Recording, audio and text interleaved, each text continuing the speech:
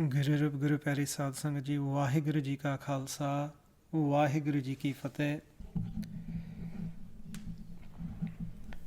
ਸੋ ਗੁਰਮੰਤਰ ਦਾ ਅਭਿਆਸ ਕਰ ਰਹੇ ਸੀ।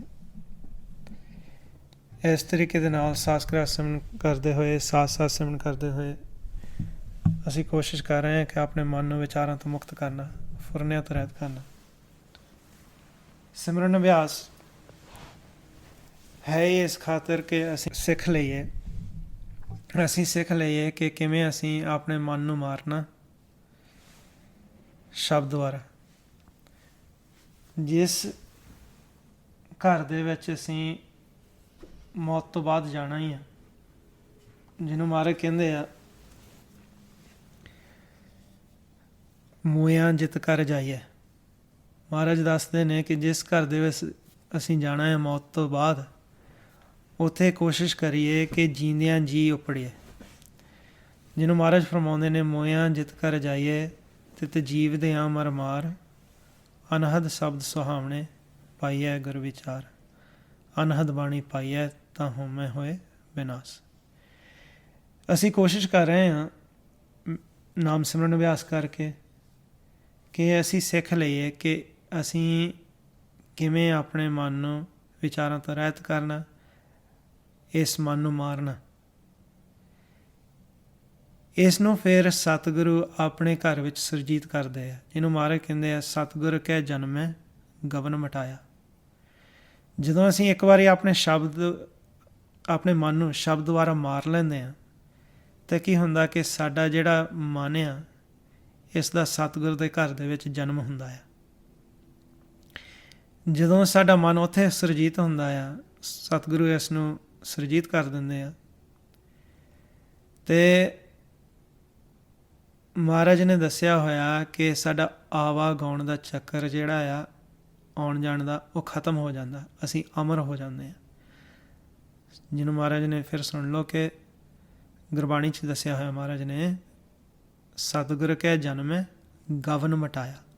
ਆਵਾਗਾਉਣ ਦਾ ਜਿਹੜਾ ਚੱਕਰ ਆ ਉਹ ਖਤਮ ਹੋ ਜਾਂਦਾ। ਜਿਹੜਾ ਇਸ ਤਰੀਕੇ ਦੇ ਨਾਲ ਆਪਣੇ ਮਨ ਨੂੰ ਮਾਰਦਾ ਆ, ਮਨ ਨੂੰ ਮਹਾਰਾਜ ਕਹਿੰਦੇ ਆ ਸ਼ਬਦ ਮਰੈ ਤਿਸ ਸਦਾ ਆਨੰਦ, ਉਹ ਹਮੇਸ਼ਾ ਹੀ ਆਨੰਦ ਵਿੱਚ ਰਹਿੰਦਾ ਆ। ਸਤਿਗੁਰ ਭੇਟੇ ਗੁਰ ਗੋਬਿੰਦ, ਨਾ ਫਿਰ ਮਰੈ ਨਾ ਆਵੈ ਜਾਏ, ਪੂਰੇ ਗੁਰ ਤੇ ਸਾਚ ਸਮਾਏ। ਪੂਰੇ ਗੁਰੂ ਦੀ ਸਿੱਖਿਆ ਲੈ ਕੇ ਫਿਰ ਅਸੀਂ ਆਪਣੇ ਮਨ ਨੂੰ ਮਾਰ ਕੇ ਸੱਚ ਵਿੱਚ ਸਮਾ ਸਕਦੇ ਹਾਂ। ਜਿਨ੍ਹਾਂ ਨੇ ਆਪਣੇ ਮਨਾਂ ਨੂੰ ਮਾਰਿਆ ਉਹੀ ਇਸ ਤ੍ਰਿਲੋਕੀ ਦੇ ਵਿੱਚ ਮਹਾਨ ਗਿਣੇ ਗਏ। ਜਿਨ੍ਹਾਂ ਨੇ ਆਪਣੇ ਮਨ ਨੂੰ ਮਾਰਿਆ ਫਿਰ ਉਹ ਆਪਣੇ ਸਰੀਰ ਦੀ ਵੀ ਪਰਵਾਹ ਨਹੀਂ ਕਰਦੇ। ਐਸੇ ਹੀ ਅਸੀਂ ਇਸ ਹਫ਼ਤੇ ਪੰਜਵੇਂ ਪਾਤਸ਼ਾਹ ਸਾਹਿਬ ਸ੍ਰੀ ਗੁਰੂ ਅਰਜਨ ਦੇਵ ਜੀ ਦੀ ਸ਼ਹਾਦਤ ਨੂੰ ਯਾਦ ਕਰ ਰਹੇ ਹਾਂ, ਜੋ ਮਹਾਰਾਜ ਨੇ ਸ਼ਹਾਦਤ ਦਿੱਤੀ। ਗੁਰੂ ਅਰਜਨ ਦੇਵ ਜੀ ਨੇ ਕਿਵੇਂ ਆਪਣੀ ਸਰੀਰ ਦੀ ਪਰਵਾਹ ਨਹੀਂ ਕੀਤੀ ਅਤੇ ਉਹਨਾਂ ਦਾ ਮਨ ਹਮੇਸ਼ਾ ਹੀ ਚੜ੍ਹਦੀ ਕਲਾ 'ਚ ਰਿਹਾ। ਜਦੋਂ ਗੁਰਮੁਖ ਜਨ ਸ਼ਹਾਦਤ ਦਿੰਦੇ ਆ, ਉਹ ਸ਼ਹਾਦਤ ਦਿੰਦੇ ਆ ਸਾਡੀ ਖਾਤਰ, ਸਾਨੂੰ ਇਸ ਦੁਨੀਆ ਦੇ ਲੋਕਾਂ ਨੂੰ ਸੁਖੀ ਕਰਨ ਵਾਸਤੇ। ਉਹ ਇਤਿਹਾਸ ਦੇ ਵਿੱਚ, ਸਮਾਜ ਦੇ ਵਿੱਚ ਇੱਕ ਮੋੜ ਲਿਆਉਂਦੇ ਆ, ਸਮਾਜ ਦੇ ਵਿੱਚ ਇੱਕ ਮੋੜ ਲਿਆਉਂਦੇ ਆ, ਸਮਾਜ ਦੇ ਇਤਿਹਾਸ ਦੇ ਵਿੱਚ ਇੱਕ ਮੋੜ ਲਿਆਉਂਦੇ ਆ। ਜਿਸ ਤਰੀਕੇ ਨਾਲ ਅਸੀਂ ਸੰਸਾਰ ਵਿੱਚ ਦੇਖਦੇ ਹਾਂ, ਇੱਕ ਨਦੀ ਵਹਿੰਦੀ ਹੁੰਦੀ ਆ, ਗੁਰਮੁਖ ਜਿਹੜੇ ਸ਼ਹੀਦ ਹੁੰਦੇ ਆ, ਉਹ ਨਦੀ ਦਾ ਜਿਹੜਾ ਚੱਲਣ ਆ, ਜਿਹੜੇ ਨਦੀ ਦਾ ਵਹਾਅ ਆ, ਉਹ ਬਦਲ ਦਿੰਦੇ ਆ। ਜਿਵੇਂ ਉਹਨਾਂ ਨੇ ਇਤਿਹਾਸ ਬਦਲ ਦਿੱਤਾ, ਮੋੜ ਲਿਆਏ ਸਮਾਜ ਦੇ ਵਿੱਚ ਸਾਡੀ ਖਾਤਰ ਕਿ ਜਿਹੜੇ ਗਾਂ ਦੀਆਂ ਪੀੜ੍ਹੀਆਂ ਉਹ ਸੁਖੀ ਹੋਣ। ਮਹਾਰਾਜ ਨੇ ਆਪਣੇ ਜੀਵਨ ਦੇ ਵਿੱਚ ਸੱਚ ਨੂੰ ਦ੍ਰਿੜ ਕੀਤਾ, ਸੱਚ ਦਾ ਪ੍ਰਚਾਰ ਕੀਤਾ। ਮਹਾਰਾਜ ਨੇ ਇਸ ਤਰੀਕੇ ਦੇ ਨਾਲ ਇਹ ਕਮਾਈ ਕੀਤੀ ਕਿ ਉਹਨਾਂ ਦੇ ਵਿੱਚ ਅਤੇ ਪ੍ਰਮਾਤਮਾ ਦੇ ਵਿੱਚ ਕੋਈ ਭੇਦ ਨਹੀਂ ਰਿਹਾ, ਉਹ ਇੱਕਮਿਕ ਹੋ ਗਏ। ਗੁਰਮੁਖ ਜਨ ਜਦੋਂ ਅਸੀਂ ਦੇਖਦੇ ਹਾਂ ਇਤਿਹਾਸ ਨੂੰ, ਸ਼ਹਾਦਤਾਂ ਬਾਰੇ ਅਸੀਂ ਦੇਖਦੇ ਹਾਂ, ਪੜ੍ਹਦੇ ਹਾਂ, ਤਾਂ ਸਾਨੂੰ ਪਤਾ ਲੱਗਦਾ ਕਿ ਗੁਰਮੁਖ ਜਨ ਉਹ ਇੱਕ ਤਬਦੀਲੀ ਸਮਾਜ ਵਿੱਚ ਲਿਆਉਂਦੇ ਆ ਜਦੋਂ ਇੱਦਾਂ ਸ਼ਹਾਦਤ ਦਿੰਦੇ ਆ, ਅਤੇ ਅਸਲੀ ਪਿਆਰ ਜਿਹੜਾ ਅਸਲੀ ਪਿਆਰ ਪ੍ਰਮਾਤਮਾ ਲਈ ਉਹ ਦਿਖਾਉਂਦੇ ਆ ਦੁਨੀਆ ਨੂੰ। ਹੁਣ ਜੇਕਰ ਅਸੀਂ ਇਤਿਹਾਸ ਨੂੰ ਇੱਦਾਂ ਪੜ੍ਹਦੇ ਹਾਂ ਅਤੇ ਕਥਾਵਾਚਕ ਕਵੀ ਸ਼੍ਰੀ ਜਥਾ ਢਾਡੀ ਉਹਨਾਂ ਨੇ ਵੱਖ ਵੱਖ ਇਤਿਹਾਸ ਦੇ ਵਿੱਚੋਂ ਐਗਜ਼ਾਮਪਲ ਦੇਣੇ ਆ, ਜਾਂ ਇਤਿਹਾਸ ਦੇ ਵਿੱਚ ਸ਼ਹਾਦਤ ਪਿੱਛੇ ਕੀ ਕਾਰਨ ਸੀਗੇ ਉਹ ਦੱਸਣੇ ਆ। ਜੇ ਅਸੀਂ ਥੋੜ੍ਹਾ ਜਿਹਾ ਦੇਖੀਏ ਕਿ ਸੰਸਾਰ ਵਿੱਚ ਜਿਨ੍ਹਾਂ ਨੇ ਵੀ ਸੱਚ ਦਾ ਪ੍ਰਚਾਰ ਕੀਤਾ, ਜਿਨ੍ਹਾਂ ਨੇ ਵੀ ਸੱਚ ਨੂੰ ਦ੍ਰਿੜ ਕੀਤਾ, ਸੱਚ ਪਰਮਾਤਮਾ ਨੂੰ ਕਿਹਾ ਹੋਇਆ ਸੱਚ ਨੂੰ ਦ੍ਰਿੜ ਕਰਨਾ ਉਹ ਅਸਲੀ ਧਰਮ ਆ।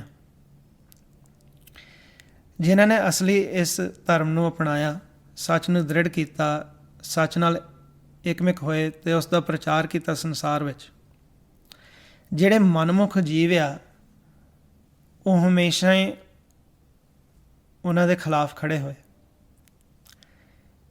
ਸਤਯੁਗ ਤੋਂ ਲੈ ਕੇ ਹੁਣ ਕਲਯੁਗ ਤਾਈਂ ਤੁਸੀਂ ਦੇਖ ਸਕਦੇ ਆ ਕਿ ਮਹਾਰਾਜ ਨੇ ਸਤਯੁਗ ਦੇ ਵਿੱਚ ਦੇਵਤੇ ਬਣਾਏ, ਉਹਨਾਂ ਤੋਂ ਉਲਟ ਜਿਹੜੇ ਆ ਰਾਖਸ਼ ਸਨ। ਗੁਰਮੁਖ ਜਿਹੜੇ ਹਨ ਉਹਨਾਂ ਦੇ ਉਲਟ ਹਮੇਸ਼ਾ ਹੀ ਮਨਮੁਖ ਰਹਿੰਦੇ ਆ। ਕਿ ਕਹਿ ਦਿੰਦੇ ਆ ਕਿ ਜਿਹੜਾ ਸੱਚ ਦਾ ਪ੍ਰਚਾਰ ਆ ਕਿ ਉਹ ਸਿਰਫ ਇਸ ਬਾਰੇ ਹੈ ਕਿ ਸਮਾਜ ਨੂੰ ਸੁਧਾਰਨ ਨੇ, ਪਰ ਸੱਚ ਦਾ ਪ੍ਰਚਾਰ ਮਹਾਰਾਜ ਨੇ ਸਾਨੂੰ ਗੁਰਬਾਣੀ 'ਚ ਦੱਸਿਆ ਹੋਇਆ ਕਿ ਸੱਚ ਦਾ ਪ੍ਰਚਾਰ ਗੁਰੂ ਨਾਨਕ ਦੇਵ ਜੀ ਦੇ ਘਰ ਨੇ ਕੀਤਾ, ਅਤੇ ਇਸ ਘਰ ਦੇ ਵਿੱਚ ਨਾਮ ਦੀ ਮਹਿਮਾ ਕੀਤੀ ਗਈ, ਜਿਹਨੂੰ ਮਹਾਰਾਜ ਕਹਿੰਦੇ ਆ ਨਾਨਕ ਕੇ ਘਰ ਕੇਵਲ ਨਾਮ, ਕਿ ਇੱਥੇ ਨਾਮ ਦੀ ਮਹਿਮਾ ਹੈ। ਹੁਣ ਸੱਚ ਦਾ ਜਿਹਨੇ ਪ੍ਰਚਾਰ ਕਰਨਾ ਹੁੰਦਾ, ਨਾਮ ਸਿਮਰਨ ਅਭਿਆਸ ਕਰਾਉਣਾ ਹੁੰਦਾ, ਉਹ ਆਪ ਉਸ ਨਾਮ ਨੂੰ ਦ੍ਰਿੜ ਕਰਦੇ ਆ, ਉਹਨਾਂ ਦਾ ਮਨ ਸੁਖੀ ਹੁੰਦਾ ਆ, ਉਹ ਪਰਮਾਤਮਾ ਨਾਲ ਅਭੇਦ ਹੋ ਜਾਂਦੇ, ਇੱਕਮਿਕ ਹੋ ਜਾਂਦੇ ਆ। ਐਸੇ ਹੀ ਫਿਰ ਉਹ ਦੂਜਿਆਂ ਨੂੰ ਵੀ ਪ੍ਰੇਰਿਤ ਕਰਦੇ ਕਿ ਇਸ ਮਾਰਗ 'ਤੇ ਚੱਲੋ। ਜਦੋਂ ਅਸੀਂ ਥੋੜ੍ਹਾ ਜਿਹਾ ਇਹ ਜਿਹੜਾ ਸਰੀਰ ਆ, ਆਕਾਰ ਆ, ਕਾਇਆ, ਇਹਦਾ ਪੜਦਾ ਥੋੜ੍ਹਾ ਜਿਹਾ ਪਾਸੇ ਹਟਾ ਕੇ ਦੇਖਦੇ ਹਾਂ ਅਤੇ ਸਾਨੂੰ ਪਤਾ ਲੱਗਦਾ ਕਿ ਜਿੰਨੇ ਵੀ ਮਨ ਆ ਇਸ ਤ੍ਰਿਲੋਕੀ ਦੇ ਵਿੱਚ ਸੁੱਤੇ ਪਏ ਤ੍ਰੈ ਗੁਣਾਂ ਦੇ ਵਿੱਚ, ਜਿਹੜੇ ਸੁੱਤੇ ਨੇ, ਜਿਹੜੇ ਸੱਚ ਨੂੰ ਦ੍ਰਿੜ ਨਹੀਂ ਕਰਦੇ, ਭਗਤੀ ਦੇ ਲਾਈਨ 'ਤੇ ਨਹੀਂ ਚੱਲਦੇ, ਉਹ ਭਰਮ ਵਿੱਚ ਸੁੱਤੇ ਹੋਏ ਆ, ਜਿਹਨੂੰ ਮਾਰੇ ਕਹਿੰਦੇ ਤੇਹੀ ਗੁਣੀ ਸੰਸਾਰ ਭਰਮ ਸੁੱਤਾ ਸੁਤਿਆ ਰਹਿਣ ਵਿਹਾਣੀ, ਕਿ ਉਹ ਤ੍ਰੈ ਗੁਣਾਂ ਦੇ ਵਿੱਚ ਸੁੱਤੇ ਆ, ਵਿਚਾਰਾਂ ਦੇ ਵਿੱਚ, ਅਤੇ ਕਾਮ ਕ੍ਰੋਧ ਲੋਭ ਅਹੰਕਾਰ ਦੇ ਅਧੀਨ ਆ।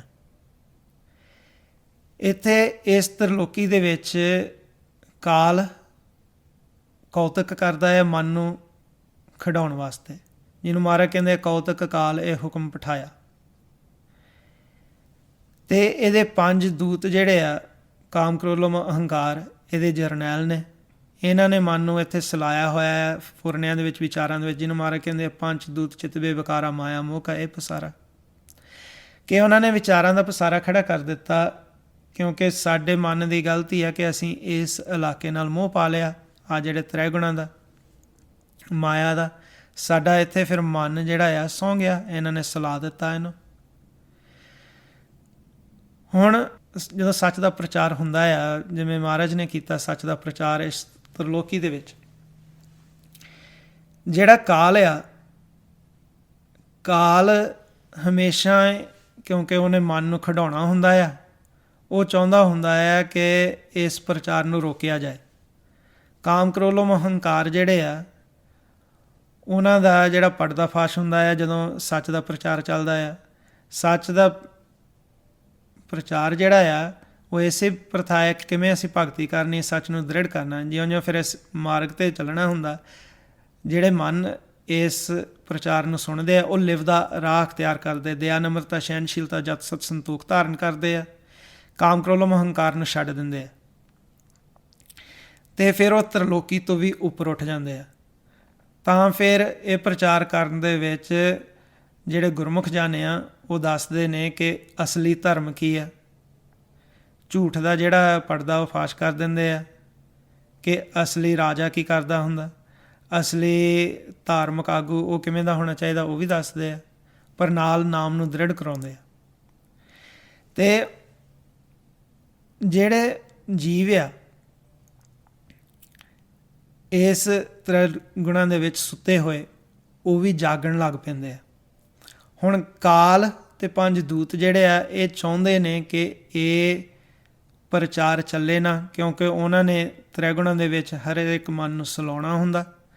ਕਾਲ ਸਤਪੁਰਖ ਦਾ ਵਿਰੋਧ ਸਿੱਧਾ ਤਾਂ ਕਰ ਨਹੀਂ ਸਕਦਾ, ਫਿਰ ਉਹ ਕੀ ਕਰਦਾ, ਜਿਹੜੇ ਮਨ ਉਹਦੇ ਪੂਰੀ ਤਰ੍ਹਾਂ ਅਧੀਨ ਹੁੰਦੇ ਆ ਉਹਨਾਂ ਦਾ ਇਸਤੇਮਾਲ ਕਰਕੇ ਉਹਨਾਂ ਦੇ ਮਨਾਂ ਦੇ ਵਿੱਚ ਇਹ 5 ਦੂਤ ਜ਼ਹਿਰ ਭਰ ਦਿੰਦੇ ਆ ਕਿ ਸੱਚ ਦਾ ਮਾਰਗ 'ਤੇ ਜਿਹੜੇ ਚੱਲੇ ਹੋਏ ਆ ਇਹਨਾਂ ਦਾ ਵਿਰੋਧ ਕਰੋ।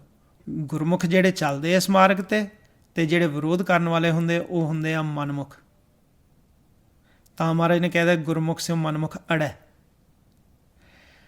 ਹੁਣ ਜਿੰਨੇ ਵੀ ਇਸ ਮਾਰਗ ਲਿਵ ਦੇ ਰਾਹ 'ਤੇ ਭਗਤੀ ਦੇ ਮਾਰਗ 'ਤੇ ਚੱਲਦੇ ਆ ਉਹ ਫਿਰ ਨਾਮ ਨੂੰ ਦ੍ਰਿੜ ਕਰਦੇ ਆ, ਅਤੇ ਜਿਉਂ-ਜਿਉਂ ਉਹ ਪ੍ਰਚਾਰ ਕਰਦੇ ਆ ਅਤੇ ਹੋਰ ਜਿਹੜੇ ਮਨ ਆ ਉਹ ਨਾਲ ਤੁਰਨ ਲੱਗ ਪੈਂਦੇ ਆ ਅਤੇ ਉਹ ਸਾਰੇ ਸੁਖੀ ਹੁੰਦੇ ਆ।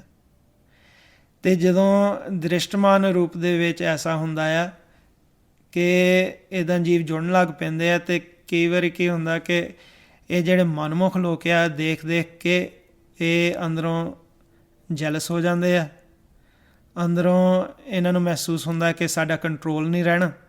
ਇੱਦਾਂ ਹੀ ਜਹਾਂਗੀਰ ਨੇ ਆਪਣੀ ਆਟੋਬਾਇਓਗ੍ਰਾਫੀ ਦੇ ਵਿੱਚ ਗੁਰੂ ਘਰ ਬਾਰੇ ਲਿਖਿਆ ਸੀ ਕਿ ਉਹ ਗੁਰੂ ਘਰ ਨੂੰ ਬੰਦ ਕਰਨਾ ਚਾਹੁੰਦਾ। ਉਹਨੇ ਆਪਣੀ ਆਟੋਬਾਇਓਗ੍ਰਾਫੀ 'ਚ ਲਿਖੀ ਸੀ ਗੱਲ। ਜਿਹੜੇ ਗੁਰਮੁਖ ਜਨ ਆ ਗੁਰੂ ਸਾਹਿਬਾਨ ਜਿਵੇਂ ਸਾਡੇ ਭਗਤ ਜਨ ਜਿਹੜੇ ਹੋਏ ਉਹਨਾਂ ਨੇ ਸੱਚ ਦਾ ਪ੍ਰਚਾਰ ਕਰਦੇ ਹੋਏ ਉਹਨਾਂ ਨੇ ਹਰੇਕ ਦੇ ਮਨ ਨੂੰ ਜਗਾਉਣਾ ਹੁੰਦਾ। ਉਹ ਆਪਣੇ ਅਸੂਲਾਂ 'ਤੇ ਜੋ ਸੱਚ ਨੂੰ ਦ੍ਰਿੜ ਕਰਨਾ ਆ ਉਹ ਸਾਰੇ ਅਸੂਲ ਜਿਹੜੇ ਆ ਇਸ ਭਗਤੀ ਮਾਰਗ ਦੇ ਉਹਨਾਂ 'ਤੇ ਪ੍ਰਪੱਕ ਹੁੰਦੇ, ਕਿਉਂਕਿ ਉਹਨਾਂ ਨੇ ਆਪਣੇ ਅੰਦਰ ਉਹਨਾਂ ਨੂੰ ਵਸਾਇਆ ਹੁੰਦਾ। ਦਇਆ, ਨਮਰਤਾ, ਸਹਿਨਸ਼ੀਲਤਾ, ਜਤ, ਸਤ, ਸੰਤੋਖ ਧਾਰਨ ਕੀਤਾ ਹੁੰਦਾ ਉਹਨਾਂ ਨੇ। ਅਤੇ ਜਦੋਂ ਅਸੀਂ ਇਸ ਮਾਰਗ 'ਤੇ ਤੁਰਦੇ ਹਾਂ, ਚੱਲਦੇ ਹਾਂ, ਗੁਰੂ ਸਾਹਿਬ ਦੇ ਦੱਸੇ ਹੋਏ ਮਾਰਗ 'ਤੇ ਸਾਡੇ ਜਿਹੜੇ ਮਨ ਆ ਉਹ ਜਾਗਣ ਲੱਗ ਪੈਂਦੇ ਆ, ਅਤੇ ਅਸੀਂ ਆਸਰਾ ਲੈਂਦੇ ਹਾਂ ਨਾਮ ਦਾ, ਅਤੇ ਨਾਮ ਦਾ ਆਸਰਾ ਲੈ ਕੇ ਅਸੀਂ ਪੂਰੀ ਤਰ੍ਹਾਂ ਫਿਰ ਆਪਣੇ ਮਨ ਨੂੰ ਜਾਗਤ ਅਵਸਥਾ ਦੇ ਵਿੱਚ ਲਿਜਾ ਕੇ ਇੱਕਮਿਕ ਹੋ ਜਾਂਦੇ ਪ੍ਰਮਾਤਮਾ ਦੇ ਨਾਲ, ਅਤੇ ਸਾਡਾ ਜਿਹੜਾ ਮਨ ਆਵਾਗੁਣ ਦੇ ਚੱਕਰ ਤੋਂ ਰਹਿਤ ਹੋ ਜਾਂਦਾ। ਇਵੇਂ ਹੀ ਗੁਰਮੁਖ ਜਨ ਜਿਹੜੇ ਆ ਉਹ ਆਪਣੇ ਫਿਰ ਗੁਰੂ ਸਾਹਿਬਾਨਾਂ ਤੋਂ ਭਗਤਾਂ ਤੋਂ ਗਾਂ ਦੀ ਜਿਹੜੀਆਂ ਪੀੜ੍ਹੀਆਂ ਆ ਦੇਖ ਕੇ ਇਤਿਹਾਸ ਨੂੰ ਉਹ ਸਿੱਖਿਆ ਲੈ ਲੈਂਦੇ ਆ। ਤੁਸੀਂ ਦੇਖ ਸਕਦੇ ਆ ਕਿ ਗੁਰੂ ਅਰਜਨ ਦੇਵ ਜੀ ਤੋਂ ਬਾਅਦ ਕਿੰਨੇ ਗੁਰਮੁਖ ਸ਼ਹੀਦ ਹੋਏ, ਉਹ ਸਾਰੀ ਸਿੱਖਿਆ ਉਹਨਾਂ ਨੇ ਆਪਣੇ ਗੁਰੂ ਸਾਹਿਬ ਤੋਂ ਲਈ, ਗੁਰੂ ਅਰਜਨ ਦੇਵ ਜੀ ਤੋਂ। ਜੋ ਆਪ ਉਹਨਾਂ ਨੇ ਸ਼ਹਾਦਤ ਦਿੱਤੀ ਉਹ ਗਾਂ ਦੀਆਂ ਪੀੜ੍ਹੀਆਂ ਨੂੰ ਉਹ ਸਪਿਰਿਟ ਜਿਹੜਾ ਹੈ ਸ਼ਹਾਦਤ ਦਾ ਉਹਨਾਂ ਦੇ ਵਿੱਚ ਭਰ ਦਿੰਦੇ ਆ, ਸ਼ਹਾਦਤ ਦਾ ਜਜ਼ਬਾ ਜਿਹੜਾ ਆ ਆਪਣੇ ਸਿੱਖਾਂ ਦੇ ਵਿੱਚ ਭਰ ਦਿੰਦੇ ਆ। ਐਸੇ ਹੀ ਮਹਾਰਾਜ ਨੇ ਸਾਨੂੰ ਇਹ ਸਿੱਖਿਆ ਦਿੱਤੀ ਹੈ ਕਿ ਕਿਵੇਂ ਅਸੀਂ ਆਪਣੇ ਇਸ ਸਰੀਰ ਨਾਲ ਪਿਆਰ ਨਹੀਂ ਕਰਨਾ, ਅਸੀਂ ਸੱਚ ਨਾਲ, ਪ੍ਰਮਾਤਮਾ ਨਾਲ ਪਿਆਰ ਕਰਨਾ ਹੈ। ਜਿੱਥੇ ਇਤਿਹਾਸ ਦੇ ਵਿੱਚ ਅਸੀਂ ਪੜ੍ਹਦੇ ਹਾਂ, ਜੇ ਅਸੀਂ ਗੁਰਬਾਣੀ ਰਾਹੀਂ ਦੇਖਦੇ ਹਾਂ ਕਿ ਕੀ ਹੋਇਆ ਉਸ ਸਮੇਂ। ਪ੍ਰਿਥੀ ਚੰਦ ਜੋ ਸ੍ਰੀ ਗੁਰੂ ਅਰਜਨ ਦੇਵ ਜੀ ਦੇ ਭਰਾ ਸਨ ਵੱਡੇ, ਪ੍ਰਿਥੀ ਚੰਦ ਵੀ ਗੁਰੂ ਘਰ ਦਾ ਵਿਰੋਧ ਕਰਦਾ ਸੀ ਕਿਉਂਕਿ ਉਹ ਆਪ ਗੁਰੂ ਬਣਨਾ ਚਾਹੁੰਦਾ ਸੀ। ਅਤੇ ਜਹਾਂਗੀਰ ਦੀ ਗੱਲ ਤਾਂ ਕਰ ਲਈ ਕਿ ਇਹ ਵੀ ਵਿਰੋਧ ਵਿੱਚ ਸੀ ਗੁਰੂ ਘਰ ਦੇ, ਗੁਰੂ ਘਰ ਨੂੰ ਬੰਦ ਕਰਨਾ ਚਾਹੁੰਦਾ ਸੀ ਕਿਉਂਕਿ ਉਹ ਲੋਕੀ ਸਾਰੇ ਮਹਾਰਾਜ ਨਾਲ ਜੁੜ ਰਹੇ ਸੀ। ਅਤੇ ਇਤਿਹਾਸ ਦੇ ਵਿੱਚ ਅਸੀਂ ਫਿਰ ਗੁਰਬਾਣੀ ਦੇ ਵਿੱਚ ਦੇਖ ਸਕਦੇ ਹਾਂ ਪ੍ਰਿਥੀ ਚੰਦ ਰਾਹੀਂ ਜਿਹੜੇ ਸੁਲਹੀ ਖਾਂ ਸੀ, ਉਹਨੇ ਵੀ ਅੰਮ੍ਰਿਤਸਰ 'ਤੇ ਚੜ੍ਹਾਈ ਕਰਨ ਦੀ ਕੋਸ਼ਿਸ਼ ਕੀਤੀ। ਉਹਨੂੰ ਰਾਹ ਦੇ ਵਿੱਚ ਹੀ ਪਰਮਾਤਮਾ ਨੇ ਐਸਾ ਕੀਤਾ ਕਿ ਉਹ ਘੋੜੇ ਸਮੇਤ ਭਸਮ ਹੋ ਗਿਆ, ਜਿੱਥੇ ਪਠੇਰੇ ਕੋਲ ਗਿਆ ਸੀਗਾ, ਜਿੱਥੇ ਭੱਠ ਸੀਗੀ। ਉਹਦਾ ਜ਼ਿਕਰ ਗੁਰੂ ਸਾਹਿਬ ਨੇ ਸਾਨੂੰ ਕੀਤਾ ਹੋਇਆ, ਕਿਉਂਕਿ ਗੁਰੂ ਅਰਜਨ ਦੇਵ ਜੀ ਨੇ ਬਚਨ ਕੀਤਾ ਸੀਗਾ ਕਿ ਇਹ ਅੰਮ੍ਰਿਤਸਰ ਤੱਕ ਪਹੁੰਚੂਗਾ ਨਹੀਂ। ਅਤੇ ਮਹਾਰਾਜ ਨੇ ਦੱਸਿਆ ਹੋਇਆ ਗੁਰਬਾਣੀ ਵਿੱਚ, ਕਹਿੰਦੇ ਸੁਲਹੀ ਤੇ ਨਾਰਾਇਣ ਰਾਖ, ਸੁਲਹੀ ਕਾ ਹਾਥ ਕਹੀਂ ਨਾ ਪਹੁੰਚੈ, ਸੁਲਹੀ ਹੋਏ ਮੁਆ ਨਾ ਪਾਕ। ਕਿ ਉਹ ਰਾਹ ਦੇ ਵਿੱਚ ਭਸਮ ਹੋ ਗਿਆ, ਅਗਨ ਦੇ ਵਿੱਚ ਨਪਾਕ ਹੋ ਕੇ ਪੂਰਾ ਹੋਇਆ। ਅਰਥਾਤ ਕਿ ਮੁਸਲਮਾਨ ਜਿਹੜਾ ਅਗਨ ਭੇਟ ਹੋ ਜਾਏ ਉਹ ਮੌਤ ਨੂੰ ਮਾੜਾ ਗਿਣਿਆ ਜਾਂਦਾ। ਸੁਲੀ ਖਾਂ ਜਿਹੜਾ ਆ ਉਹ ਅਗਨ ਭੇਟ ਹੀ ਹੋਇਆ। ਅਤੇ ਜਦੋਂ ਅਸੀਂ ਦੇਖਦੇ ਹਾਂ ਕਿ ਇਤਿਹਾਸ ਦੇ ਵਿੱਚ ਪੜ੍ਹਦੇ ਹਾਂ ਕਿ ਗਵਰਨਮੈਂਟ ਨੇ ਕੋਸ਼ਿਸ਼ ਇਹ ਵੀ ਕੀਤੀ ਕਿ ਉੱਥੇ ਟੈਕਸ ਲਾਇਆ ਜਾਏ ਅੰਮ੍ਰਿਤਸਰ 'ਤੇ, ਅਤੇ ਮਹਾਰਾਜ ਨੇ ਕਿਹਾ ਸੀਗਾ ਕਿ ਨਹੀਂ, ਇਸ ਪੈਸਾ ਸਾਰਾ ਸੰਗਤ ਦਾ ਆ। ਅਤੇ ਗੁਰੂ ਸਾਹਿਬ ਨੂੰ ਫਿਰ ਗਾਂਹ ਜਾ ਕੇ ਇਤਿਹਾਸ ਦੇ ਵਿੱਚ ਦੱਸਿਆ ਗਿਆ ਕਿ ਗ੍ਰਿਫਤਾਰ ਕਰਨ ਲਈ ਵਾਰੰਟ ਇਸ਼ੂ ਕੀਤਾ। ਅਤੇ ਗੁਰਮੁਖਾਂ ਨੇ ਗੁਰੂ ਅਰਜਨ ਦੇਵ ਜੀ ਨੂੰ ਬੇਨਤੀ ਕੀਤੀ ਸੀਗੀ ਕਿ ਤੁਸੀਂ ਕੋਸ਼ਿਸ਼ ਕਰੋ ਕਿ ਕੋਈ ਪੱਤਰ ਲਿਖ ਕੇ ਭੇਜ ਦਿਓ, ਜਿਹਨੂੰ ਮਹਾਰਾਜ ਨੇ ਜ਼ਿਕਰ ਕੀਤਾ, ਪ੍ਰਥਮੇ ਮਤਾ ਜੇ ਪੱਤਰੀ ਚਲਾਵੋ। ਦੂਜੇ ਨੰਬਰ 'ਤੇ ਇੱਕ ਹੋਰ ਸਲਾਹ ਦਿੱਤੀ ਕਿ 2 ਮਨੁੱਖ ਹੀ ਪਹੁੰਚਾ ਦਿਓ, ਉੱਥੇ ਉਹਨਾਂ ਨਾਲ ਗੱਲਬਾਤ ਕਰ ਲੈਣਗੇ। ਦੁਤੀਏ ਮਤਾ 2 ਮਨੁੱਖ ਪਹੁੰਚਾਵੋ। ਫਿਰ ਤੀਜੇ ਸਲਾਹ ਦਿੱਤੀ ਕਿ ਕੁਛ ਵੀ ਕੋਈ ਉਪਾਅ ਕਰੋ ਆਪਣੇ ਬਚਾਅ ਵਾਸਤੇ। ਤ੍ਰਿਤੀਏ ਮਤਾ ਕਿਛ ਕਰੋ ਉਪਾਇਆ, ਮੈਂ ਸਭ ਕਿਛ ਛੋੜ ਪ੍ਰਭ ਤੂੰ ਹੀ ਤੇ ਆਇਆ। ਮਹਾਰਾਜ ਨੇ ਕਿਹਾ ਮੈਂ ਸਭ ਕੁਛ ਛੋੜ ਪ੍ਰਭ ਤੂੰ ਹੀ ਤੇ ਆਇਆ, ਕਿ ਜਿੰਨੀਆਂ ਸਲਾਹਾਂ ਸੀਗੀਆਂ ਪੱਤਰੀ ਚਲਾਉਣ ਦੀ, ਮਨੁੱਖ ਪਹੁੰਚਾਉਣ ਦੀ, ਉੱਥੇ ਗੱਲਬਾਤ ਕਰਨ ਲਈ ਜਾਂ ਕੋਈ ਹੋਰ ਉਪਾਅ ਕਰਨ ਦੀ, ਮਹਾਰਾਜ ਨੇ ਕਿਹਾ ਕਿ ਅਸੀਂ ਇਹ ਸਾਰਾ ਕੁਝ ਛੱਡ ਕੇ ਨਾ, ਅਸੀਂ ਤਾਂ ਇੱਕ ਹੀ ਆਸਰਾ ਪਕੜਿਆ ਹੋਇਆ, ਉਹ ਹੈ ਪ੍ਰਮਾਤਮਾ ਦਾ। ਕਿ ਅਸੀਂ ਪ੍ਰਮਾਤਮਾ ਦਾ ਨਾਮ ਆਰਾਧਣਾ ਹੈ, ਪ੍ਰਮਾਤਮਾ ਦੇ ਨਾਲ ਜੁੜਨਾ ਹੈ, ਉਹਨੂੰ ਧਿਆਉਣਾ ਹੈ। ਗੁਰੂ ਸਾਹਿਬ ਨੇ ਸਾਨੂੰ ਸਮਝਾ ਦਿੱਤਾ ਗੁਰਬਾਣੀ ਦੇ ਵਿੱਚ ਕਿ ਸਭ ਤੋਂ ਵੱਡਾ ਆਸਰਾ ਸਾਡਾ ਇਹੀ ਆ, ਪ੍ਰਮਾਤਮਾ। ਮਹਾਰਾਜ ਕਹਿੰਦੇ ਆ ਕਿ ਇਹ ਜਿਹੜਾ ਸਰੀਰ ਹੈ ਸਾਡਾ, ਗੁਰੂ ਅਰਜਨ ਦੇਵ ਜੀ ਸਾਨੂੰ ਗੁਰਬਾਣੀ 'ਚ ਸਮਝਾਉਂਦੇ ਕਿ ਇਹਦਾ ਕੋਈ ਹੰਕਾਰ ਨਹੀਂ ਕਰਨਾ। ਮਹਾਰਾਜ ਕਹਿੰਦੇ ਆ ਆਪਨ ਤਨ ਨਹੀਂ ਜਾ ਕੋ ਗਰਭਾ। ਇਹ ਸਾਡਾ ਸਰੀਰ ਹੈ ਨਹੀਂ ਜਿਸ ਦਾ ਅਸੀਂ ਹਉਮੈ ਕਰੀਏ।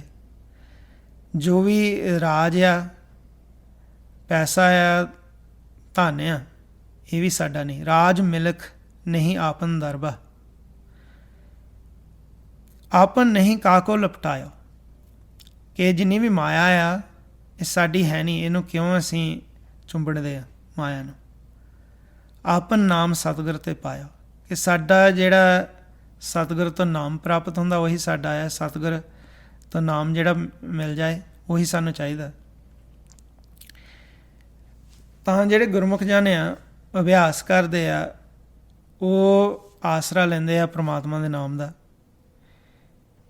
ਅਤੇ ਉਹਨਾਂ ਦੀ ਅਵਸਥਾ ਹੀ ਐਸੀ ਹੁੰਦੀ ਹੈ ਕਿ ਸਰੀਰ ਨਾਲ ਭਾਵੇਂ ਜੋ ਮਰਜ਼ੀ ਹੋਵੇ, ਉਹਨਾਂ ਦਾ ਮਨ ਕਦੇ ਡਿੱਗਦਾ ਨਹੀਂ। ਜਿੱਦਾਂ ਭਗਤ ਕਬੀਰ ਜੀ ਨੇ ਗੁਰਬਾਣੀ 'ਚ ਕਿਹਾ ਹੈ ਕਿ ਮਨ ਨਾ ਡਿਗੇ ਤਨ ਕਾਹੇ ਕੋ ਡਰਾਏ, ਚਰਨ ਕਮਲ ਚਿਤ ਰਹੇ ਉਸ ਸਮਾਏ।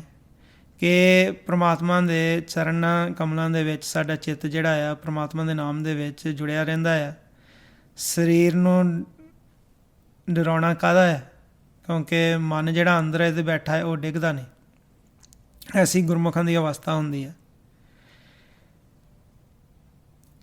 ਗੁਰੂ ਅਰਜਨ ਦੇਵ ਜੀ ਅਸੀਂ ਦੇਖ ਸਕਦੇ ਹਾਂ ਕਿ ਗੁਰਬਾਣੀ ਦੇ ਵਿੱਚ ਪੜ੍ਹ ਸਕਦੇ ਹਾਂ ਕਿ ਮਹਾਰਾਜ ਨੇ ਸਾਨੂੰ A to Z ਸਮਝਾਇਆ ਹੋਇਆ ਕਿ ਕਿਵੇਂ ਪ੍ਰਮਾਤਮਾ ਨਾਲ ਮਿਲਾਪ ਕਰਨਾ। ਅਤੇ ਭੱਟਾਂ ਨੇ ਜ਼ਿਕਰ ਕੀਤਾ ਹੋਇਆ ਕਿ ਗੁਰੂ ਅਰਜਨ ਦੇਵ ਜੀ ਬਹੁਤ ਛੋਟੀ ਉਮਰ ਤੋਂ ਬ੍ਰਹਮ ਦੀ ਪਛਾਣ ਰੱਖਦੇ ਸਨ, ਜਿਹਨੂੰ ਮਹਾਰਾਜ ਨੇ ਕਿਹਾ ਹੈ ਕਿ ਤੈ ਜਨਮਤ ਗੁਰਮਤਿ ਬ੍ਰਹਮ ਪਛਾਣਿਓ।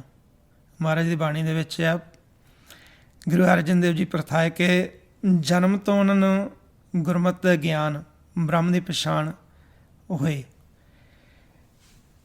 ਕਿਉਂਕਿ ਉਹ ਗੁਰੂ ਰਾਮਦਾਸ ਜੀ ਦੇ ਘਰ ਦੇ ਵਿੱਚ ਆਏ, ਉਹਨਾਂ ਦਾ ਪ੍ਰਕਾਸ਼ ਹੋਇਆ। ਛੋਟੀ ਉਮਰ ਤੋਂ ਗੁਰੂ ਰਾਮਦਾਸ ਜੀ ਨੇ ਸ੍ਰੀ ਗੁਰੂ ਅਰਜਨ ਦੇਵ ਜੀ ਨੂੰ ਇਹ ਸਿੱਖਿਆ ਦਿੱਤੀ। ਅਤੇ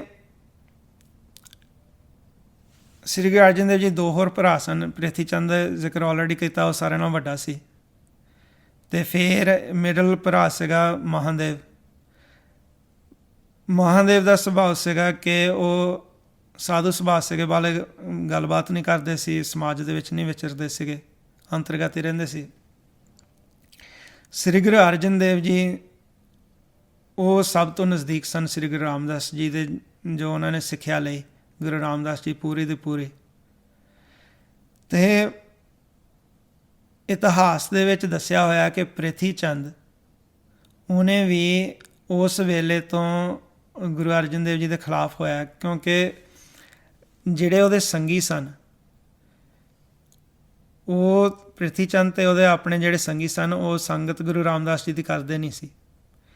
ਅਤੇ ਸੰਗੀਆਂ ਨੇ ਸਮਝਾ ਦਿੱਤਾ ਸੀਗਾ ਪ੍ਰਿਥੀ ਚੰਦ ਨੂੰ ਕਿ ਗੁਰੂ ਰਾਮਦਾਸ ਜੀ ਤੁਹਾਡੇ ਛੋਟੇ ਭਰਾ ਨਾਲ, ਅਰਜਨ ਦੇਵ ਨਾਲ ਬਹੁਤ ਪਿਆਰ ਕਰਦੇ ਆ, ਅਤੇ ਇਹ ਨਾ ਹੋਵੇ ਕਿ ਗੁਰਤਾ ਗੱਦੀ ਉਹਨਾਂ ਨੂੰ ਮਿਲ ਜਾਏ। ਅਤੇ ਪ੍ਰਿਥੀ ਚੰਦ ਦੇ ਵਿੱਚ ਇੱਦਾਂ ਉਹਨਾਂ ਦੇ ਸੰਗੀਆਂ ਨੇ ਜ਼ਹਿਰ ਭਰਿਆ। ਅਤੇ ਜਦੋਂ ਗੁਰਸਿੱਖਾਂ ਨੂੰ ਇਸ ਗੱਲ ਦਾ ਭੇਦ ਆਇਆ ਕਿ ਪ੍ਰਿਥੀ ਚੰਦ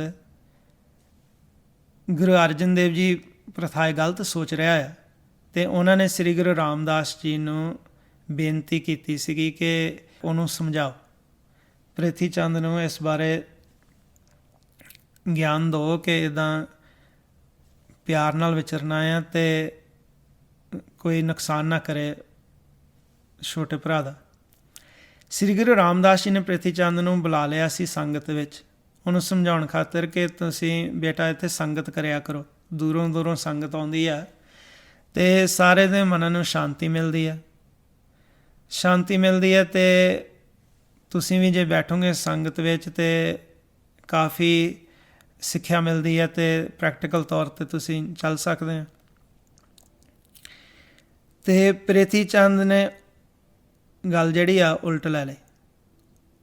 ਉਹ ਸ੍ਰੀ ਗੁਰੂ ਰਾਮਦਾਸ ਜੀ ਨਾਲ ਸੰਗਤ ਦੇ ਸਾਹਮਣੇ ਝਗੜਨ ਲੱਗ ਪਿਆ, ਅਤੇ ਗੁਰੂ ਸਾਹਿਬ ਨੇ ਉਹਨੂੰ ਬਚਨ ਕੀਤੇ ਜੋ ਅੰਕਿਤ ਆ। ਸ੍ਰੀ ਗੁਰੂ ਰਾਮਦਾਸ ਜੀ ਨੇ ਕਿਹਾ ਕਿ ਕਾਹੇ ਪੂਤ ਝਗੜਤ ਹੋਂ ਸੰਗ ਬਾਪ, ਜਿਨਕੇ ਜਣੇ ਮਡੀਰੇ ਤੁਮ ਹੋ ਤਿਨ ਸਿਓ ਝਗੜਤ ਪਾਪ। ਕਿ ਤੂੰ ਆਪਣੇ ਪਿਤਾ ਨਾਲ ਕਿਉਂ ਝਗੜਦਾ ਆ, ਜਿਨ੍ਹਾਂ ਨੇ ਤੈਨੂੰ ਜਨਮ ਦਿੱਤਾ, ਜਿਨ੍ਹਾਂ ਨੇ ਤੇਰੀ ਪਾਲਣਾ ਕੀਤੀ, ਉਹਦੇ ਨਾਲ ਝਗੜਨਾ ਪਾਪ ਆ। ਅਤੇ ਜਦੋਂ ਗੁਰਮੁਖਾਂ ਨੇ ਦੇਖਿਆ ਸੀਨ ਕਿ ਜਿਹੜਾ ਪ੍ਰਿਥੀ ਚੰਦ ਆ, ਪ੍ਰਿਥੀ ਚੰਦ ਨੂੰ ਬੁਲਾਇਆ ਸੀਗਾ ਸੰਗਤ ਵਿੱਚ ਐਸੇ, ਤਾਂ ਗੁਰੂ ਰਾਮਦਾਸ ਜੀ ਨੇ ਫਿਰ ਉਹਨੂੰ ਸਮਝਾਇਆ ਕਿ ਪ੍ਰਿਥੀ ਚੰਦ ਬੋਲ ਕੇ ਚਲੇ ਗਿਆ। ਗੁਰੂ ਰਾਮਦਾਸ ਜੀ ਨੂੰ ਬੇਨਤੀ ਕੀਤੀ ਸੀ ਗੁਰਮੁਖਾਂ ਨੇ ਕਿ ਅਸੀਂ ਛੋਟੇ ਭਰਾ ਨੂੰ, ਅਰਜਨ ਦੇਵ ਨੂੰ ਆਪਣੇ ਨਾਲ ਲਾਹੌਰ ਲੈ ਜਾਂਦੇ ਹਾਂ। ਸ੍ਰੀ ਗੁਰੂ ਅਰਜਨ ਦੇਵ ਜੀ ਉਸ ਵੇਲੇ ਛੋਟੀ ਉਮਰ ਦੇ ਵਿੱਚ ਸਨ, ਅਤੇ ਉਹਨਾਂ ਨੂੰ ਗੁਰੂ ਰਾਮਦਾਸ ਜੀ ਨੇ ਕਿਹਾ ਕਿ ਠੀਕ ਹੈ ਕਿ ਤੁਸੀਂ ਨਾਲ ਲੈ ਜਾਓ, ਨਾਲੇ ਉੱਥੇ ਪ੍ਰਚਾਰ ਕਰਨਗੇ। ਗੁਰੂ ਅਰਜਨ ਦੇਵ ਜੀ ਜਦੋਂ ਗਏ ਲਾਹੌਰ ਨੂੰ, ਅਤੇ ਗੁਰਮੁਖਾਂ ਪਾਸ ਠਹਿਰੇ, ਅਤੇ ਉੱਥੇ ਰਿਸ਼ਤੇਦਾਰ ਵੀ ਸੀਗੇ ਉਹਨਾਂ ਦੇ। ਅਤੇ ਮਹਾਰਾਜ ਨੇ ਦੇਖਿਆ ਕਿ ਜਿਹੜੇ ਜੀਵ ਆ ਸੰਸਾਰ ਵਿੱਚ, ਜਦੋਂ ਪ੍ਰਚਾਰ ਕਰਦੇ ਸੀ ਕਿ ਜ਼ਿਆਦਾਤਰ ਲੋਕ ਜਿਹੜੇ ਆ ਸਰੀਰ ਨਾਲ ਹੀ ਜੁੜੇ ਆ, ਸਰੀਰ ਤੱਕ ਸੀਮਿਤ ਆ, ਅਤੇ ਸਰੀਰ ਬਾਰੇ ਹੀ ਮੰਗਾਂ ਮੰਗਦੇ ਨੇ ਰਹਿੰਦੇ ਨੇ ਕਿ ਸਰੀਰ ਠੀਕ ਨਹੀਂ ਹੈਗਾ, ਇਹ ਠੀਕ ਹੋ ਜਾਏ, ਇਹਦੇ ਬਾਰੇ ਦੱਸੋ। ਨਾਮ ਦਾ ਜਿਹੜਾ ਭੇਦ ਆ ਕੋਈ ਖਾਸ ਕਿਸੇ ਕੋਲ ਹੈ ਨਹੀਂ। ਜਦੋਂ ਗੁਰੂ ਅਰਜਨ ਦੇਵ ਜੀ ਨੇ ਉੱਥੇ ਇੱਕ ਸਾਧੂ ਵੀ ਮਿਲੇ, ਸਾਧੂ ਦੇਖਿਆ ਕਿ ਉਹ ਸਾਧੂ ਜਿਹੜੇ ਆ ਉਹ ਵੀ, ਉਹਨਾਂ ਕੋਲ ਲੋਕ ਆਉਂਦੇ ਆ, ਨਾਮ ਦਾ ਭੇਦ ਤਾਂ ਕੋਈ ਉਹ ਦਿੰਦੇ ਨਹੀਂ। ਫਿਰ ਮਹਾਰਾਜ ਨੇ ਕਿਹਾ ਕਿ ਅਤ ਸੁੰਦਰ ਕੁਲੀਨ ਚਤੁਰਮੁਖ ਗਿਆਨੀ ਧਨਵੰਤ, ਮਿਰਤ ਕਹੀਏ ਨਾਨਕਾ ਜੇ ਪ੍ਰੀਤ ਨਹੀਂ ਭਗਵੰਤ। ਗੁਰੂ ਅਰਜਨ ਦੇਵ ਜੀ ਨੇ ਸਮਝਾਇਆ ਗੁਰਬਾਣੀ ਦੇ ਵਿੱਚ ਕਿ ਭਾਵੇਂ ਕੋਈ ਬਹੁਤ ਸੁੰਦਰ ਹੋਵੇ, ਉੱਚੀ ਕੁਲ ਹੋਵੇ, ਚਤਰ ਹੋਵੇ, ਮਹਾਰਾਜ ਕਹਿੰਦੇ ਅਤ ਸੁੰਦਰ ਕੁਲੀਨ ਚਤਰ ਮੁਖ ਗਿਆਨੀ ਧਨਵੰਤ, ਮੁਖ ਤੋਂ ਬੜੇ ਗਿਆਨ ਦੀਆਂ ਗੱਲਾਂ ਕਰਨ, ਪਰ ਜੇ ਅੰਦਰ ਪ੍ਰੀਤ ਨਹੀਂ ਹੈਗੀ ਪ੍ਰਮਾਤਮਾ ਨਾਲ, ਨਾਮ ਦਾ ਭੇਦ ਨਹੀਂ ਹੈ, ਕਹਿੰਦੇ ਮ੍ਰਿਤਕ ਕਹੀਏ ਨਾਨਕਾ ਜੇ ਪ੍ਰੀਤ ਨਹੀਂ ਭਗਵੰਤ, ਕਿ ਉਹ ਮਰਿਆਂ ਦੇ ਬਰਾਬਰ ਹੁੰਦਾ। ਫਿਰ ਜਿਉਂ-ਜਿਉਂ ਉੱਥੇ ਰਹਿ ਮਹਾਰਾਜ ਉੱਥੇ ਫਿਰ ਅੱਡ ਸਮਝਾਇਆ ਹੋਇਆ ਗੁਰਬਾਣੀ ਦੇ ਵਿੱਚ ਸ਼ਬਦ, ਜਿਵੇਂ ਕਿ ਪ੍ਰਚਾਰ ਕੀਤਾ ਮਹਾਰਾਜ ਨੇ। ਉੱਥੇ ਸਾਈਂ ਮੀਆਂ ਮੀਰ ਨਾਲ ਵੀ ਭੇਟ ਹੋਏ ਮਹਾਰਾਜ ਦੇ, ਉਹ ਜਗਿਆਸੂ ਸਨ। ਕੋਈ ਸਮਾਂ ਆਇਆ ਫਿਰ ਗੁਰੂ ਰਾਮਦਾਸ ਜੀ ਨੇ ਵਾਪਸ ਸ੍ਰੀ ਗੁਰੂ ਅਰਜਨ ਦੇਵ ਜੀ ਨੂੰ ਬੁਲਾ ਲਿਆ।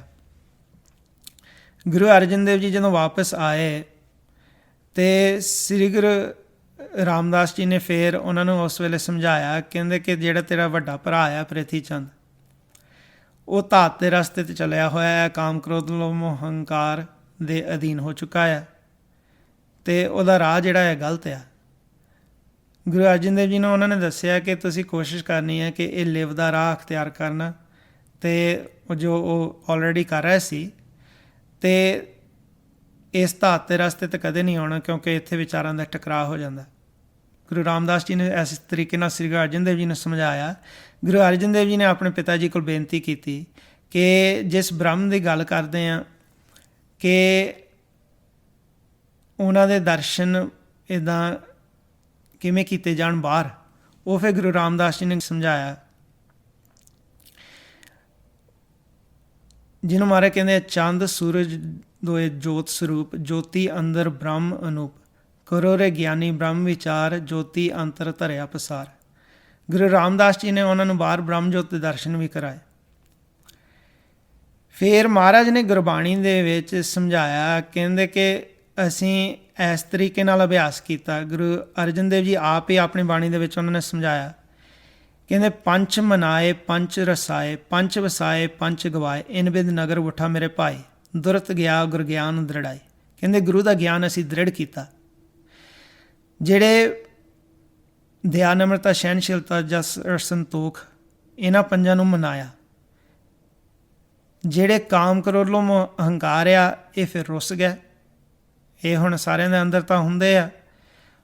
ਇਹਨਾਂ ਨੂੰ ਫਿਰ ਕੀ ਕੀਤਾ ਕਿ ਇਹਨਾਂ ਨੂੰ ਰਸਾ ਦਿੱਤਾ, ਦਇਆ ਨਮਰਤਾ ਸਹਿਣਸ਼ੀਲਤਾ ਜਸ ਸੰਤੋਖ ਨੂੰ ਮਨਾ ਕੇ। ਫਿਰ ਕਹਿੰਦੇ ਕਿ ਜਿਹੜੇ ਪੰਜ ਸ਼ਬਦ ਆ, ਉਹਨਾਂ ਨੂੰ ਅੰਦਰ ਵਸਾ ਲਿਆ। ਜਦੋਂ ਪੰਜ ਸ਼ਬਦਾਂ ਨੂੰ ਅੰਦਰ ਵਸਾਇਆ, ਕਹਿੰਦੇ ਕਿ ਜਿਹੜੇ ਪੰਜ ਚੋਰ ਆ, ਇਹਨਾਂ ਨੂੰ ਗਵਾ ਲਿਆ। ਕਹਿੰਦੇ ਇਨ ਬਿਦ ਨਗਰ ਉਠਾ ਮੇਰੇ ਭਾਈ, ਦੁਰਤ ਗਿਆ ਗੁਰ ਗਿਆਨ ਦ੍ਰਿੜਾਈ। ਕਹਿੰਦੇ ਕਿ ਪੂਰੀ ਤਰ੍ਹਾਂ ਇਹ ਫਿਰ ਜਿਹੜਾ ਪੰਜਾਂ ਚੋਰਾਂ ਦਾ ਜਿਹੜਾ ਵਾਹ ਆ, ਇਹ ਚਲੇ ਗਿਆ। ਕਹਿੰਦੇ ਗੁਰੂ ਦਾ ਗਿਆਨ ਅਸੀਂ ਦ੍ਰਿੜ ਕੀਤਾ। ਮਹਾਰਾਜ ਨੇ ਸਾਨੂੰ ਸਮਝਾਇਆ, ਕਹਿੰਦੇ ਕਿ ਉੱਚੀ ਜਾ ਕੇ ਅਸੀਂ ਆਸਣ ਲਾਇਆ। ਜਿਵੇਂ ਮਹਾਰਾਜ ਕਹਿੰਦੇ ਆ, ਸ਼ਬਦ ਆਨੰਦ ਕਰੇ ਸਦ ਕੇਲਾ, ਸਹਿਜ ਗੁਫਾ ਮੈਂ ਤਾੜੀ ਲਾਈ, ਆਸਣ ਊਚ ਸਵਾਰਿਆ ਜਿਉ, ਸਹਿਜ ਗੁਫਾ ਮੈਂ ਤਾੜੀ ਲਾਈ। ਤਾੜੀ ਕਹਿੰਦੇ ਹੁੰਦੇ ਆ ਸਮਾਧੀ ਨੂੰ। ਮਹਾਰਾਜ ਨੇ ਫਿਰ ਸ੍ਰੀ ਗੁਰੂ ਅਰਜਨ ਦੇਵ ਜੀ ਨੇ ਗੁਰਬਾਣੀ 'ਚ ਦੱਸਿਆ, ਕਹਿੰਦੇ ਅਨਹਦ ਵਾਜੇ ਸਹਿਜ ਸੁਹੇਲਾ, ਸ਼ਬਦ ਆਨੰਦ ਕਰੇ ਸਦ ਕੇਲਾ, ਸਹਿਜ ਗੁਫਾ ਮੈਂ ਤਾੜੀ ਲਾਈ, ਆਸਣ ਊਚ ਸਵਾਰਿਆ ਜਿਉ। ਕਹਿੰਦੇ ਉੱਚੀ ਜਗ੍ਹਾ ਆਸਣ ਲਾਇਆ ਸਹਿਜ ਗੁਫਾ ਦੇ ਵਿੱਚ। ਗੁਰੂ ਸਾਹਿਬ ਨੇ ਆਪਣਾ ਸਾਰਾ ਪ੍ਰੈਕਟੀਕਲ ਗੁਰਬਾਣੀ ਵਿੱਚ ਦੱਸਿਆ ਹੋਇਆ। ਕਹਿੰਦੇ ਉੱਥੇ ਅਨਹਦ ਸ਼ਬਦ ਚੱਲਦੇ ਆ, ਉੱਥੇ ਹਮੇਸ਼ਾ ਜਿਹੜਾ ਮਨ ਆ ਉਹ ਆਨੰਦ ਵਿੱਚ ਰਹਿੰਦਾ ਹੈ। ਹੁਣ ਜਿਹੜੇ ਗੁਰਮੁਖ ਅਸੀਂ ਦੇਖਦੇ ਹਾਂ ਇਤਿਹਾਸ, ਜਿਹੜੇ ਕਿ ਗੁਰਮੁਖ ਸ਼ਹੀਦ ਹੋਏ, ਗੁਰਮੁਖ ਜਨ ਜਿਹੜੇ ਆ ਉਹ ਭਾਵੇਂ ਜੋ ਵੀ ਸਰੀਰ ਦੇ ਨਾਲ ਹੁੰਦਾ ਆ, ਉਹ ਆਪਣੀ ਸੁਰਤੀ ਜਿਹੜੀ ਆ ਉਹ ਉੱਪਰ ਉਠਾ ਲੈਂਦੇ ਆ, ਨਾਮ ਦੇ ਵਿੱਚ ਜੁੜ ਜਾਂਦੇ ਆ। ਜਿਵੇਂ ਅਸੀਂ ਬਾਅਦ 'ਚ ਸ਼ਹੀਦੀਆਂ ਦੇਖਦੇ ਹਾਂ ਕਿ ਭਾਈ ਮਨੀ ਸਿੰਘ ਜੀ ਨੇ ਕਿਵੇਂ ਬੰਦ ਕਟਾਇਆ। ਉਹ ਆਪਣੀ ਸੁਰਤੀ ਪਿਛਾਂਹ ਨੂੰ ਖਿੱਚਦੇ ਗਏ, ਜਿਉਂ-ਜਿਉਂ ਉਹ ਬੰਦ ਕੱਟਦੇ ਸੀ ਜ਼ਾਲਮ ਜਿਹੜੇ ਮੁਗਲ ਸਨ। ਅਤੇ ਇਵੇਂ ਹੀ ਗੁਰੂ ਅਰਜਨ ਦੇਵ ਜੀ ਨੇ ਸਾਨੂੰ ਪ੍ਰਤੱਖ ਸ਼ਹਾਦਤ ਦੇ ਕੇ ਸਮਝਾਇਆ ਕਿ ਸਾਡਾ ਜਿਹੜਾ ਮਨ ਆ ਇਸ ਸਰੀਰ ਤੋਂ ਉੱਪਰ ਇਹਨੂੰ ਕਿਵੇਂ ਉਠਾਉਣਾ, ਅਤੇ ਆਪਣੇ ਮਨ ਨੂੰ ਕਿਵੇਂ ਕੰਟਰੋਲ 'ਚ ਰੱਖਣਾ ਕਿ ਸਰੀਰ ਤੋਂ ਉੱਪਰ ਹੀ ਰਵੇ।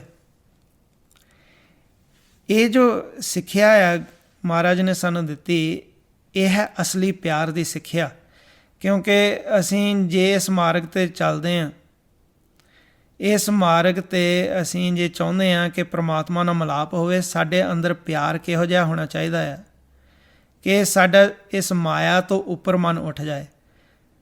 ਜਿਵੇਂ ਗੁਰੂ ਸਾਹਿਬ ਨੇ ਕਿਹਾ ਹੈ ਕਿ ਜੇ ਇਸ ਪ੍ਰੇਮ ਦੇ ਮਾਰਗ 'ਤੇ ਚੱਲਣਾ, ਕਹਿੰਦੇ ਜੋ ਤੋ ਪ੍ਰੇਮ ਖੇਲਣ ਕਾ ਚਾਓ, ਸਿਰ ਧਰ ਤਲੀ ਗਲੀ ਮੇਰੀ ਆਓ, ਕਿ ਸਿਰ ਨੂੰ ਆਪਣੇ ਹੱਥ 'ਤੇ ਧਰ ਕੇ ਇਸ ਗਲੀ ਦੇ ਵਿੱਚ ਆ ਜਾਓ। ਇਸ ਮਾਰਗ ਪੈਰ ਧਰੀਜੈ, ਸਿਰ ਦੀਜੈ ਕਾਣ ਨ ਕੀਜੈ। ਇਸ ਮਾਰਗ 'ਤੇ ਚੱਲੋ ਅਤੇ ਆਪਣਾ ਸਿਰ ਜਿਹੜਾ ਹੈ ਉਹ ਸੀਸ ਆਪਣਾ ਅਸੀਂ ਰੱਖ ਲਿਆ ਆਪਣੀ ਤਲੀ 'ਤੇ, ਅਤੇ ਇਹ ਅਸੀਂ ਆਪਣੇ ਗੁਰੂ ਨੂੰ ਸਮਰਪਣ ਕਰ ਦਿੱਤਾ। ਹੁਣ ਜੇਕਰ ਇਸ ਤਰੀਕੇ ਦੇ ਨਾਲ ਅਸੀਂ ਚੱਲਦੇ ਹਾਂ ਤਾਂ ਕੀ ਹੁੰਦਾ ਕਿ ਜਿਹੜਾ ਸਾਡਾ ਪਿਆਰ ਆ ਉਹ ਐਸਾ ਹੁੰਦਾ ਆ ਕਿ ਜੇ ਸਾਡਾ ਸਰੀਰ ਵੀ ਬਿਨਸ ਜਾਏ, ਸਾਡਾ ਪਿਆਰ ਉਹ ਕਦੇ ਟੁੱਟੂਗਾ ਨਹੀਂ। ਜਿਹਨੂੰ ਮਹਾਰਾਜ ਕਹਿੰਦੇ ਜੇ ਘਟ ਜਾਏ ਤਾਂ ਭਾਉ ਨਾ ਜਾਸੀ, ਹਰ ਕੇ ਚਰਨ ਨਿਵਾਸਾ।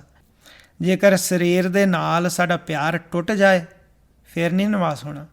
ਪਰ ਜੇਕਰ ਅਸੀਂ ਆਪਣੇ ਸੀਸ ਨੂੰ ਇੱਦਾਂ ਸਮਰਪਣ ਕੀਤਾ ਹੋਇਆ, ਆਪਣੇ ਇਸ ਤਨ ਮਨ ਧਨ ਨੂੰ ਗੁਰੂ ਨੂੰ ਸਮਰਪਣ ਕੀਤਾ ਹੋਇਆ, ਅਤੇ ਕਹਿੰਦੇ ਕਿ ਸਾਡਾ ਫਿਰ ਜਿਹੜਾ ਪਿਆਰ ਆ ਉਹ ਅਸਲੀ ਹੈ। ਅਤੇ ਅਸਲੀ ਪਿਆਰ ਇਹੀ ਹੈ ਜਿੱਥੇ ਜੇ ਘਟ ਜਾਏ ਤਾਂ ਭਾਉ ਨਾ ਜਾਸੀ, ਹਰ ਕੇ ਚਰਨ ਨਿਵਾਸਾ, ਕਿ ਸਰੀਰ ਭਾਵੇਂ ਬਿਨਸ ਜਾਏ, ਉਹ ਮਨ ਵਿੱਚੋਂ ਪਿਆਰ ਨਹੀਂ ਨਿਕਲਦਾ। ਉਹ ਫਿਰ ਸਦੀਵੀ ਗੁਰਮੁਖ ਜਨ ਜਿਹੜੇ ਅਮਰ ਹੋ ਜਾਂਦੇ। ਮੈਨੂੰ ਇੱਕ ਵਾਰੀ ਚੇਤੇ ਆ ਕਿ ਦ੍ਰਿਸ਼ਟਮਾਨ ਰੂਪ ਦੇ ਵਿੱਚ ਕੁਝ ਕੁ ਸਾਲ ਪਹਿਲਾਂ ਕੀ ਹੋਇਆ ਸੀਗਾ ਕਿ ਇੱਕ ਇੰਡੀਆ ਦੇ ਵਿੱਚ ਪ੍ਰੋਗਰਾਮ ਸੀਗਾ ਇੰਡੀਆਜ਼ ਗੌਟ ਟੈਲੈਂਟ, ਅਤੇ ਇੱਕ ਗੁਰਮੁਖਾਂ ਦੇ ਗਰੁੱਪ ਨੇ ਗੱਤਕਾ ਖੇਡਦੇ ਸੀਗੇ, ਅਤੇ ਉਹਨਾਂ ਨੇ ਇੱਕ ਸੀਨ ਇਨੈਕਟ ਕੀਤਾ ਸੀਗਾ ਜਿੱਥੇ ਉਹਨਾਂ ਨੇ ਦਿਖਾਇਆ ਕਿ ਸਿੱਖ ਇਤਿਹਾਸ ਦੇ ਵਿੱਚ ਕਿਵੇਂ ਗੁਰਮੁਖਾਂ ਨੇ ਕੁਰਬਾਨੀਆਂ ਕੀਤੀਆਂ। ਸੀਨ ਦੇ ਵਿੱਚ ਦਿਖਾਇਆ ਕਿਵੇਂ ਭਾਈ ਮਤੀ ਦਾਸ ਜੀ ਚੀਰੇ ਗਏ, ਭਾਈ ਦਿਆਲਾ ਜੀ ਦੇਗ ਵਿੱਚ ਉਬਾਲੇ ਗਏ, ਅਤੇ ਇੱਦਾਂ ਦੀਆਂ ਸੀਨ ਉਹਨਾਂ ਨੇ ਉੱਤੇ ਇਨੈਕਟ ਕੀਤਾ ਸਟੇਜ 'ਤੇ। ਅਤੇ ਇੱਕ ਜੱਜ ਨੇ ਉਸ ਵੇਲੇ ਬਜ਼ਰ ਦੱਬ ਦਿੱਤਾ ਸੀਗਾ ਕਿ ਵਿਰੋਧ ਵਿੱਚ ਕਿ ਮੈਂ ਇਸ ਜੋ ਸੀਨ ਤੁਸੀਂ ਦਿਖਾਇਆ ਇਸ ਦੇ ਨਾਲ ਸਹਿਮਤ ਨਹੀਂ ਹੈ। ਅਤੇ ਉਹਨੇ ਉਹਨਾਂ ਸਿੱਖਾਂ ਨੂੰ ਕਿਹਾ ਕਿ ਤੁਸੀਂ ਹਮੇਸ਼ਾ ਨਫ਼ਰਤ ਦਿਖਾਉਂਦੇ ਆ ਇਤਿਹਾਸ ਦੀ, ਤੁਸੀਂ ਪਿਆਰ ਨਹੀਂ ਦਿਖਾਉਂਦੇ। ਲੋਕਾਂ ਨੂੰ ਸਮਝ ਨਹੀਂ ਹੈਗੀ ਕਿ ਅਸਲੀ ਪਿਆਰ ਕੀ ਆ। ਇਹ ਪਿਆਰ ਆ ਅਸਲੀ, ਜਿੱਥੇ ਅਸੀਂ ਆਪਣੇ ਸਰੀਰ ਦੀ ਵੀ ਕੁਰਬਾਨੀ ਦੇ ਦਿੰਦੇ ਹਾਂ ਅਤੇ ਸਾਡਾ ਜਿਹੜਾ ਪਿਆਰ ਆ ਉਹ ਹਰੀ ਦਾ ਨਾਲ ਟੁੱਟਦਾ ਨਹੀਂ। ਇਹ ਨਫ਼ਰਤ ਨਹੀਂ ਦਿਖਾਈ ਹੁੰਦੀ ਇਤਿਹਾਸ ਦੇ ਵਿੱਚ। ਜਦੋਂ ਗੁਰਸਿੱਖ ਇਸ ਦੀ ਗੱਲ ਕਰਦੇ ਸ਼ਹਾਦਤ ਦੀ, ਉਹ ਪਿਆਰ ਦੀ ਗੱਲ ਕਰਦੇ ਕਿ ਪਿਆਰ ਕਿੰਨਾ ਸਾਡੇ ਅੰਦਰ ਹੋਣਾ ਚਾਹੀਦਾ ਹੈ। ਗੁਰੂ ਸਾਹਿਬ ਨੇ ਸਾਨੂੰ ਸਮਝਾ ਦਿੱਤਾ ਕਿ ਜੇਕਰ ਅਸੀਂ ਪਿਆਰ ਕਰਦੇ ਹਾਂ ਹਰੀ ਨਾਲ, ਪਰਮਾਤਮਾ ਦੇ ਨਾਲ, ਅਤੇ ਸਾਡੇ ਸਰੀਰ ਦਾ ਕੋਈ ਫਰਕ ਨਹੀਂ ਪੈਂਦਾ ਕਿ ਇਸ ਨਾਲ ਕੀ ਹੁੰਦਾ ਹੈ। ਜਦੋਂ ਅਸੀਂ ਜਾਣਾ ਆ, ਅਸੀਂ ਉਸ ਹਰੀ ਦੇ ਨਾਮ ਦੇ ਵਿੱਚ ਸਮਾ ਕੇ ਉਸ ਦੇ ਵਿੱਚ ਲੀਨ ਹੋ ਜਾਂਦੇ ਹਾਂ। ਇਹ ਹੈ ਅਸਲੀ ਪਿਆਰ। ਅਤੇ ਜਿਹਦੇ ਅੰਦਰ ਅਸਲੀ ਪਿਆਰ ਹੋਵੇ ਉਹੀ ਇਸ ਨੂੰ ਸਮਝਦਾ ਹੈ। ਤਾਂ ਮਹਾਰਾਜ ਨੇ ਕਹਿ ਦਿੱਤਾ, ਕਹਿੰਦੇ ਕਿ ਅਸਲੀ ਪਿਆਰ ਕਰਾਂਗੇ ਅਤੇ ਹਰੀ ਨਾਲ ਮਿਲਾਪ ਹੋਊਗਾ। ਸਾਚ ਕਹੂੰ ਸੁਨ ਲਿਹੋ ਸਬੈ, ਜਿਨ ਪ੍ਰੇਮ ਕੀਓ ਤਿਨ ਹੀ ਪ੍ਰਭ ਪਾਇਓ। ਐਸੇ ਗੁਰਮੁਖ ਸ਼ਹੀਦਾਂ ਨੂੰ, ਸਾਡੇ ਗੁਰੂ ਸਾਹਿਬਾਂ ਨੂੰ ਕਰੋੜਾਂ ਵਾਰੀ ਅਸੀਂ ਪ੍ਰਣਾਮ ਕਰਦੇ ਹਾਂ। ਐਸੀ ਤਬਦੀਲੀ ਮਹਾਰਾਜ ਲਿਆਉਂਦੇ ਆ, ਜਿਵੇਂ ਅਸੀਂ ਦੇਖ ਸਕਦੇ ਗੁਰੂ ਅਰਜਨ ਦੇਵ ਜੀ ਤੋਂ ਬਾਅਦ ਫਿਰ ਗੁਰੂ ਹਰਗੋਬਿੰਦ ਸਾਹਿਬ ਜੀ ਨੇ ਜਦੋਂ ਇੱਕ ਸਿਖਰ ਆ ਜਾਂਦਾ ਹੈ ਜਿੱਥੇ ਸ਼ਾਂਤਮਈ ਢੰਗ ਦੇ ਨਾਲ ਸ਼ਹਾਦਤ ਦਿੱਤੀ ਹੈ ਅਤੇ ਸਮਾਜ ਦੇ ਵਿੱਚ ਤਬਦੀਲੀ ਆਉਂਦੀ। ਇਸੇ ਫਿਰ ਗੁਰਸਿੱਖਾਂ ਨੂੰ ਮਹਾਰਾਜ ਨੇ ਸ਼ਸਤਰਬੰਦ ਕੀਤਾ, ਗੁਰੂ ਹਰਗੋਬਿੰਦ ਸਾਹਿਬ ਜੀ ਨੇ। ਉਸ ਤੋਂ ਬਾਅਦ ਫਿਰ ਜਿਹੜਾ ਇਤਿਹਾਸ ਆ ਬਦਲਿਆ, ਅਤੇ ਮਹਾਰਾਜ ਨੇ ਸਾਨੂੰ ਫਿਰ ਇਹ ਗਾਂ ਲਈ ਇੱਕ ਸਾਡੇ ਵਿੱਚ ਸਪਿਰਿਟ ਭਰ ਦਿੱਤਾ, ਅਤੇ ਪ੍ਰੈਕਟੀਕਲ ਤੌਰ 'ਤੇ ਉਹਨਾਂ ਨੇ ਸਾਨੂੰ ਸਮਝਾਇਆ ਕਿ ਗੁਰਬਾਣੀ ਦੇ ਵਿੱਚ ਕਿਵੇਂ ਅਸੀਂ ਇਸ ਸਰੀਰ ਤੋਂ ਉੱਪਰ ਉੱਠਣਾ ਹੈ ਅਤੇ ਨਾਮ ਦੇ ਨਾਲ ਜੁੜ ਕੇ ਸਦੀਵੀ ਲੀਨ ਹੋਣਾ ਹਰੀ ਦੇ ਵਿੱਚ। ਹਰੀ ਦੇ ਵਿੱਚ ਫਿਰ ਲੀਨ ਹੋ ਕੇ ਫਿਰ ਕਿਵੇਂ ਅਸੀਂ ਅਮਰ ਹੋ ਜਾਂਦੇ ਹਾਂ। ਇੰਨੀਆਂ ਅੱਜ ਬੇਨਤੀਆਂ ਸਨ ਜੇ ਦਾਸ ਪਾਸੋਂ ਬੋਲਦਿਆਂ ਹੋਏ ਕੋਈ ਵੀ ਅੱਖਰ ਵਾਧਾ ਘਾਟਾ ਭੁੱਲ ਚੁੱਕ ਹੋ ਗਿਆ ਹੋਵੇ, ਮੈਨੂੰ ਅਣਜਾਣ ਸਮਝ ਕੇ ਮਾਫ਼ ਕਰਨਾ ਜੀ। ਵਾਹਿਗੁਰੂ ਜੀ ਕਾ ਖਾਲਸਾ, ਵਾਹਿਗੁਰੂ ਜੀ ਕੀ ਫਤਿਹ।